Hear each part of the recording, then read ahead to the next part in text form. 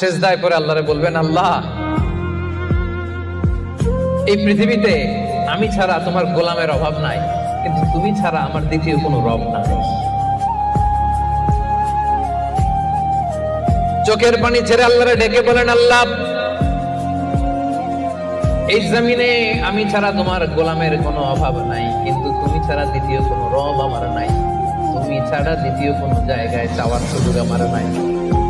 চোখের পানি ছেড়ে আল্লাহরে বলেন, আল্লাহ কোরআনে তুমি শিখিয়েছো ফরিয়াদীদেরকে কেউ যদি চায় ওই ফরিয়াদীদেরকে বারণ করা যায় না, তুমি কেমন করে এই অভাগা ফরিয়াদীকে আজকে ফিরিয়ে দিবা?